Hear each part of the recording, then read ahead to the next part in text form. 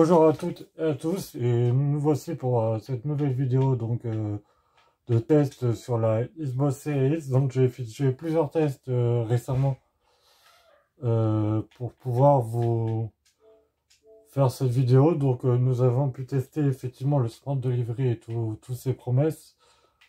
Donc nous allons faire un test notamment sur un jeu vraiment très impressionnant comme Ori The Beast of the Forest. Donc là on a un quick resume, donc ça devrait se télécharger en 4 secondes, voilà. Donc on a effectivement une amélioration, attendez que je m'occupe de lui, de son. Donc une légère amélioration de son que je trouve légèrement mieux, et on est sur des tons effectivement un peu plus, comment dire, un peu plus clairs. Bon, ça se voit pas forcément malheureusement à la caméra, désolé, je peux pas faire mieux. Donc on est sur, on corrige, donc comment dire, on corrige les couleurs, donc les couleurs et pas que les couleurs, le contraste, donc tout ce qui est, donc on voit que notamment sur Ori, on n'est plus, donc là ça se voit pas sur la caméra, mais nous on est plus sombre et plus soft que sur Xbox One S dernièrement. Donc je suis paramétré en 1080p.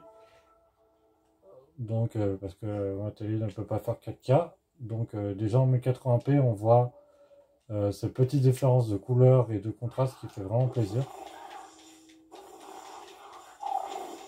Donc voilà. Là on va voir un peu la grotte mystique. Donc si je veux quitter Ori, je vais vous montrer que le Quick Resume ça marche super bien, et je vais passer sur Forza Horizon 3. Donc je fais comme ça, et là regardez, je reviens sur Ori en 4 secondes. Donc on a chronométré en 4 secondes à peine. Et là je reviens sur Forza Horizon 3 en un peu plus longtemps, là, parce qu'il met un peu plus longtemps parce que c'est la première connexion. Mais environ 30 secondes de téléchargement sur Forza Horizon 3, donc c'est un peu plus grand, mais on gagne quand même du temps par rapport à Xbox One S.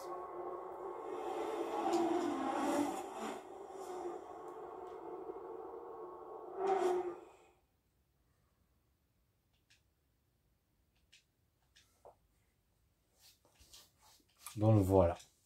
Alors là, je vais vous montrer effectivement qu'on a effectivement un son meilleur. Et là, on n'a pas de son.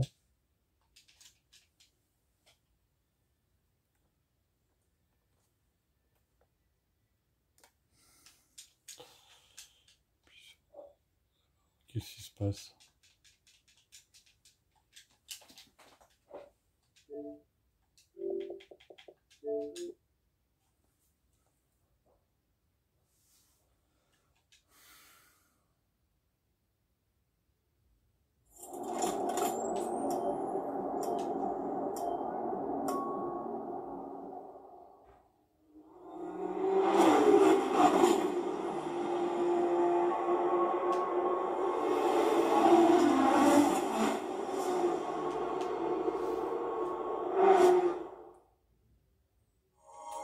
Voilà.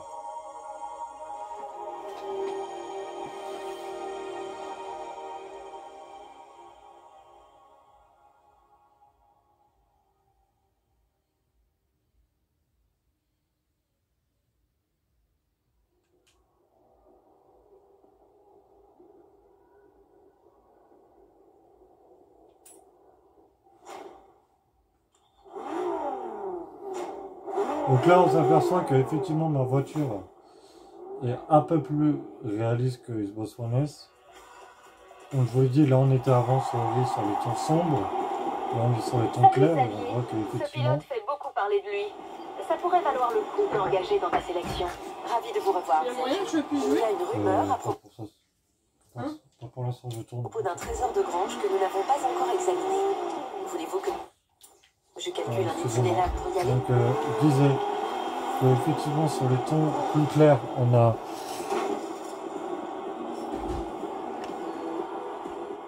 on est un peu plus réaliste. Donc vous voyez que ça se voit pas forcément à la caméra, je suis vraiment désolé, on va essayer de faire au mieux. Alors attendez que je prenne ma voix normale.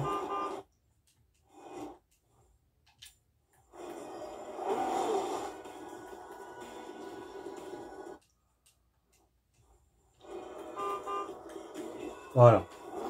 Donc là vous voyez que effectivement les drapeaux sont. Après c'est pas non plus flagrant, ça se voit un peu sur des jeux. Ça se voit un peu plus, ça doit se voir plus, j'en ai pas sur des jeux.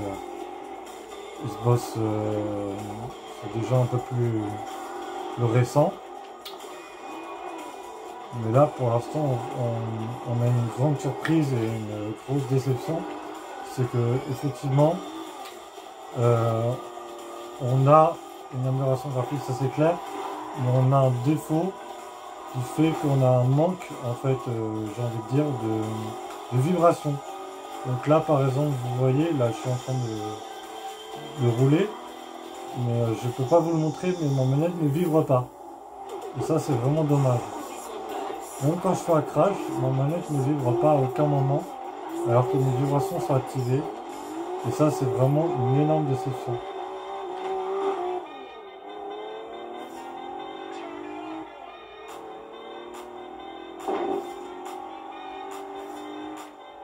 Voilà, donc on corrige, comme on a dit là on est sur les tons clairs, donc on corrige effectivement le côté un peu trop clair, donc là ça, on arrive à trouver juste au milieu. On arrive à avoir une meilleure résolution, donc à voir un beaucoup plus net que sur Xbox One, enfin beaucoup plus net, c'est-à-dire légèrement plus net que sur Xbox One S, et puis voilà. Donc là on était sur la qualité visuelle.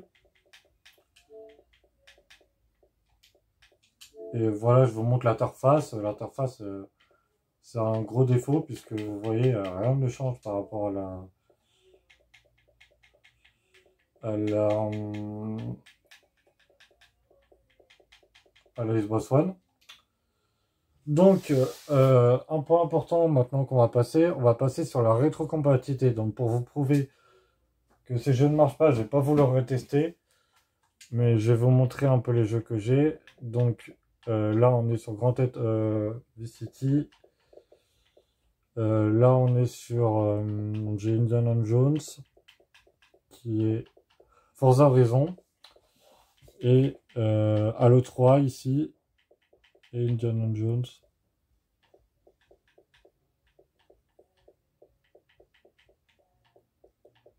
Ici.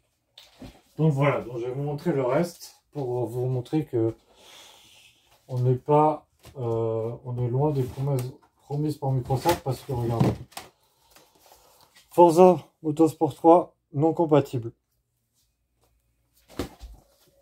Toutes les boîtes vertes là où il y a écrit Kinect, vous laissez tomber, rien n'est compatible. Donc Watch Dogs non compatible, c'est écrit sur la liste. Minecraft non compatible, c'est écrit sur la liste. FIFA 9 non compatible, c'est écrit également sur la liste.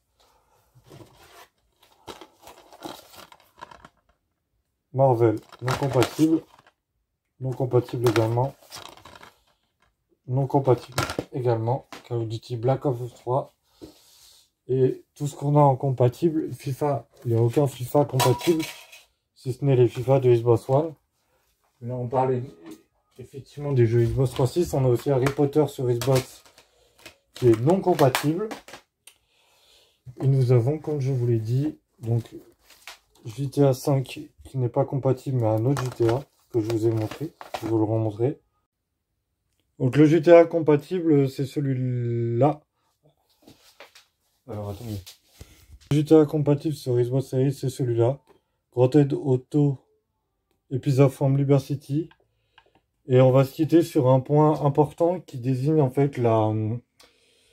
Bon, c'est un gros défaut qui désigne l'installation des jeux, parce que là je vous donne un exemple. Par exemple, mon Assassin's Creed Origins, il se télécharge depuis hier soir. Donc il est qu'à 80%. Et en fait, je voulais vous dire un point important, c'est qu'il ne faut pas éteindre donc la Xbox Series que voici, parce qu'en fait, elle va, hum,